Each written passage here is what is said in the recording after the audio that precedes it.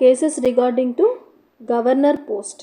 Governor post ఉండాలా లేదా, అసలు గవర్నర్ పోస్ట్ ఏంటి, ఇది న్యూట్రల్గా వర్క్ చేస్తుందా లేకపోతే బయాస్ టువర్డ్స్గా సెంటర్గా వర్క్ చేస్తుందా, దీని మీద కొన్ని కేసెస్ అన్నవి సుప్రీంకోర్టులో ఫైల్ చేయడం జరిగింది. దానికి సుప్రీంకోర్టు ఏం రెస్పాన్స్ ఇచ్చిందో చూద్దాం. For example Hargovind Pant case 1979. ఈ కేసులో సుప్రీంకోర్టు ఏం చెప్పింది అంటే, గవర్నర్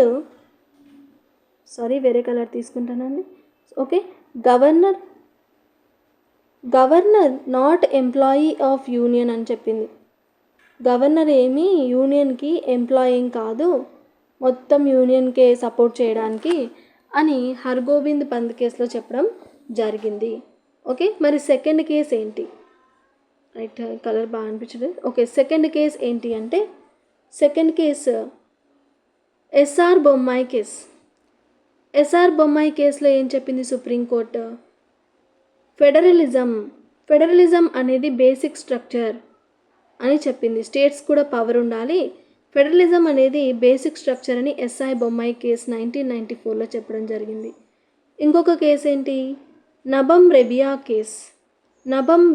కేస్ 2016. ఈ కేసులో సుప్రీంకోర్టు ఏం చెప్పింది అంటే, గవర్నర్కి ఏమంత డిస్క్రిషనరీ పవర్ ఏమి ఇవ్వకూడదు తను నచ్చింది చేయడానికి, అండ్ గవర్నర్ యాక్షన్స్కి జ్యుడిషియల్ రివ్యూ అన్నది apply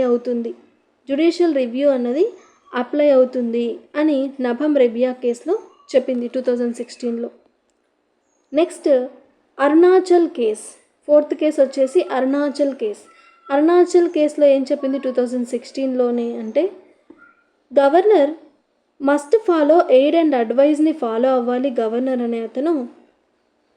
okay, chief minister and council of ministers యొక్క ఎయిడ్ అండ్ అడ్వైజ్ని ఫాలో అవ్వాలి. గవర్నరు ఆర్బిట్రరీగా యాక్ట్ చేయకూడదు, తనకి ఇష్టం వచ్చినట్లు యాక్ట్ అయితే చేయకూడదు అని ఈ కేసెస్లో చెప్పడం జరిగింది. ఫస్ట్ వచ్చేసి Hargobind Pant case, governor not employee of the union అని చెప్పింది. S R Bommai case most important, federalism is the basic structure అని చెప్పింది ఈ కేసులోనే కాబట్టి. Next Nabam Rebia case, governor డిస్క్రిషనరీగా యాక్ట్ చేయకూడదు అండ్ గవర్నర్ యాక్షన్స్ మీద జ్యుడిషియల్ రివ్యూ అన్నది అప్లై అవుతుంది. అండ్ ఫోర్త్ కేస్ అరుణాచల్ కేసులో ఎయిడ్ అండ్ అడ్వైస్ ప్రకారమే గవర్నర్ వర్క్ చేయాలి, ఆర్బిటరీగా వర్క్ చేయకూడదు అని సుప్రీంకోర్టు అయితే చెప్పడం జరిగింది. These 4 cases are most important regarding to governor.